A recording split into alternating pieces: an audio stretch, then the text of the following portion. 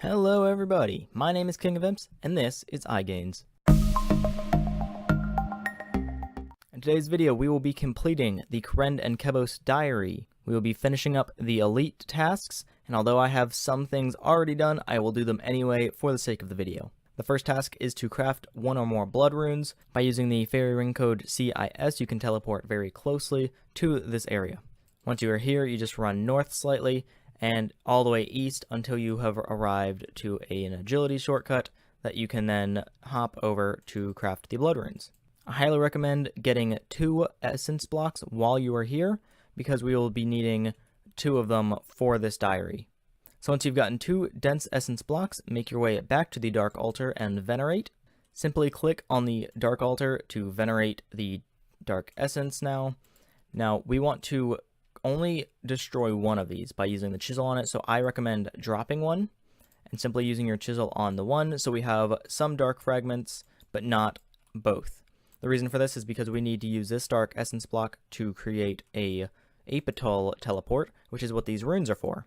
But while we are here, we will do the blood rune crafting, so simply run south to the blood altar. Once you have arrived, all you need to do is bind the blood altar, and that has been the first elite task. Our next elite task is to chop some redwoods. For this you want to go to the woodcutting guild, or if you're growing your own, you can go to the farming guild now. I'm going to go to the woodcutting guild because it is faster and I do not have a redwood growing at this moment. Simply run through the woodcutting guild all the way here to the rare trees area and climb up the rope ladder. Start chopping away, and you have completed another elite task. And start the next task, which is defeat Skotizo in the catacombs of Kourend. I will do that, but at the end of all this, currently I have my inventory set up for the non-combat tasks. So we're going to skip that for now and go to catching an anglerfish and cook it whilst in Great Kourend. If you have the memoirs book, I recommend using that because that teleports you very close to where you need to go. All you need for this is a fishing rod and some sandworms, and you just have to click on the bait. And just like that, we've completed half of the task. Now we need to find a place to cook this. So if we simply go down into the town, we should find a furnace range thing, whatever you want to call it. If you come down into the town, you will find a range. All you need to do is cook it, and luckily we were able to cook it.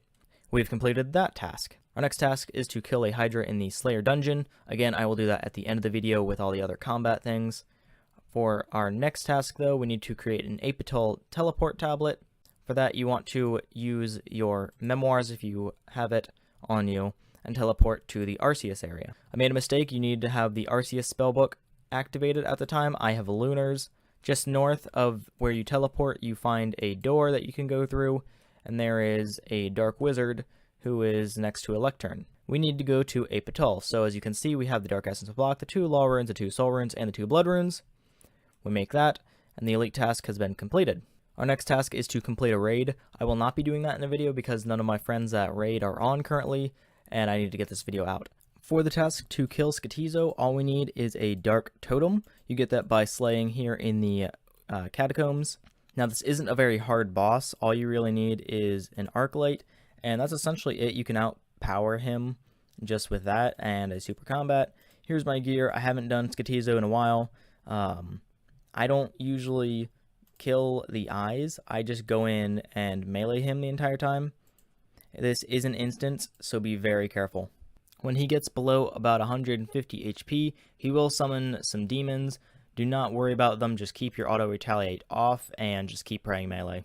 As you can see, all 4 of the eyes have spawned, but I'm still doing a lot of damage against him, so I'm not even worried about them. If you want to go for a speed kill, then yeah, taking out the eyes is probably the way to go. And just like that, Skotizo is dead. You can turn off your piety, keep your protect from melee on, because these things will keep attacking you for a few seconds. If you don't have a hard clue at the time of killing him, you will always get a hard clue from killing him, so just keep that in mind. There's also a high chance of getting an elite clue from him. Next up is killing a Hydra in the Slayer dungeon. To do this, all you need to do is go to the CIR fairy ring and climb the mountain. Remember your boots of stone for this. I currently have my primordials on. I'm going to be switching these out for boots of stone. Make your way down the elevator once you have your boots of stone equipped, and the Hydras will be just north of where you are located. Now you can pray flick or switch prayers against these babies. I'm just going to camp pray mage because I don't feel like it. But the proper way to do it would be to switch depending on which attack style it's using. These are a bit more random, where they switch their attacks more often than 3, it seems like, because this one was hitting me with everything. And with that, that should complete that part of the diary. Our final task is to create our own battle staff from scratch within the farming guild. I've been told that simply planting this will get the task completed, but it does not look like that is the case. I have to wait however long this takes to actually grow.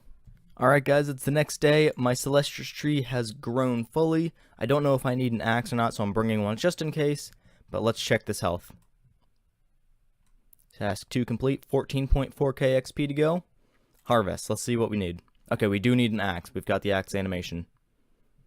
See how many barks we get, because I spent, what was it, 200 something k, 300 something k? Has no more bark to harvest, really, only after 5? Okay. And make battle staff. That should complete it. Yes, it does. We've completed. Okay, we're going to read it for once. Congratulations, you've completed all the elite tasks in Kourend and Kebos area. Speak to Elise outside Kourend Castle to claim your reward. Alright, let's make our way to Elise and finish up this diary. Hello, Elise. We would like to finish off making the ultimate prayer item, the Radha's Blessing 4. I've completed all of my elite tasks in Kourend and Kebos diary. I can see that. Well done. Here's your reward. And then we're just going to read on through it afterwards. Wow, thanks. Alright, this one. Now this looks like a blessing right here. Look at this thing. Radha's Blessing 4. See its stats? The only blessing to give +2 prayer. This is a really good one, guys. Plus, it gives us a lot of effects. With the Radha's Blessing 4, we now have unlimited teleports to Mount Kourend, and an 8% chance to catch 2 fish at once, although we get no extra experience. We also get 1 antique lamp worth 50,000 XP, using that in runecrafting right now. 50,000 XP right there. And now, whenever we do a Konar Slayer task, we get 20 Slayer points instead of 18. We have a 10% reduced burn chance at the city kitchens instead of a 5% chance, so that's going to really help for early cooking levels. We get 80 free dynamite a day from Thyrus. Here's the big one. We get protection from the burn effect at the Slayer dungeon over in Mount Kourend. So we no longer need the Boots of Stone. So me doing range against the Hydra is big now. In addition, we craft 10% more blood runes from blood rune crafting, although we get no extra experience. I hope you all enjoyed this episode, and I will see you all next time.